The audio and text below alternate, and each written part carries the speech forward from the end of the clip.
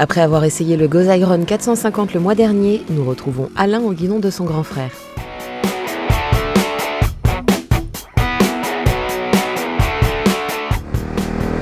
Donc, je me retrouve là au guidon du Ghost Cobalt 550. Donc c'est un quad avec un châssis long biplace. Le quad en lui-même répond aux normes Euro 4 avec le différentiel arrière. On peut déconnecter à souhait qu'on soit sur la route ou en tout chemin.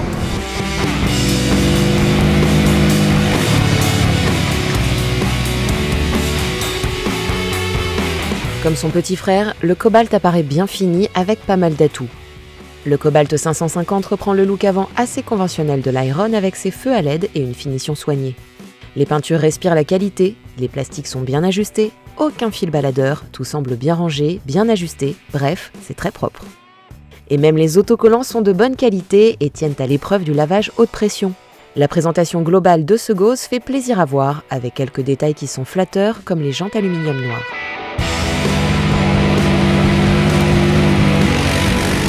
Là, tout ce qu'il faut, 2 roues, 4 roues motrices, un blocage de différentiel avant lorsqu'on a des zones de franchissement. Là, j'ai une petite portion délicate où ça ralentit et il se lève un petit peu de la roue arrière. Hop, je vais me déhancher un peu pour passer.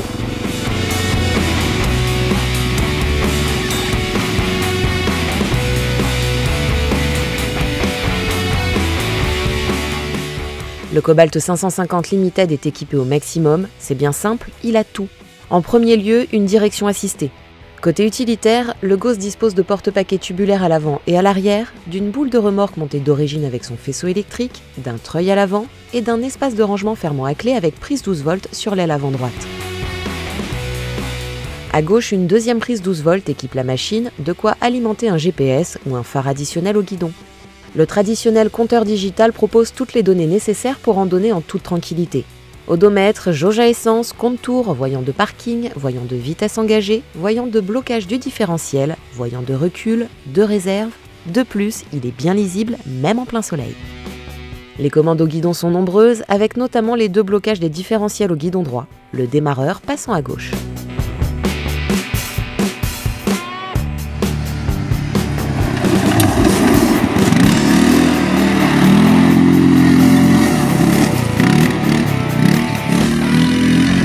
Le moteur est agréable, donc il y a suffisamment de puissance, on n'est pas obligé de mettre tout le temps en course. Et là on va rattaquer un autre pied arrière, 4 roues motrices du moins, tout s'actionne au pouce droit, hop, je reste avec la vitesse longue, ouais, le moteur l'emmène bien. Il y a une relativement bonne motricité et puis le châssis long met vraiment en confiance. On peut recevoir un passager qui va pouvoir s'adosser sur le dosseret.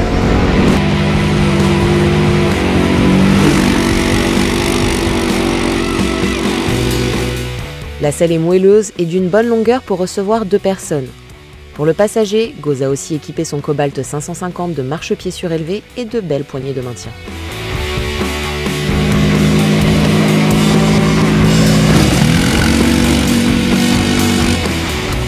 C'est relativement confortable. On a des suspensions qui se règlent sur la contrainte du ressort. Il y a 5 positions. Du fait du châssis long, le quad est très stable, donc ça permet de faire des belles dérives. Le freinage, donc on a 4 disques, là on attaque une belle dérive, on a 4 disques qui ralentissent bien la machine.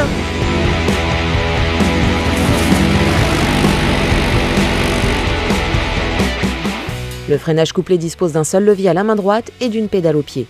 L'efficacité est au rendez-vous, peut-être au détriment du feeling. Le frein moteur est bien présent sur ce quad, ce qui permet d'économiser les freins dans les longues descentes.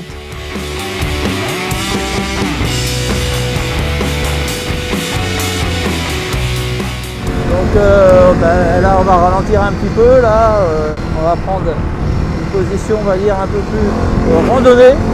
L'avantage c'est qu'on peut faire un peu de sportif sans se faire peur parce que le quad est stable. On fait un peu de randonnée là et c'est relativement confortable. Le Cobalt 550 Max Limited est un quad à 2 visages, encore plus que son petit frère.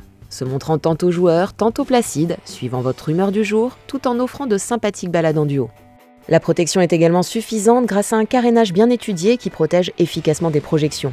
Et tout cela à un tarif très concurrentiel.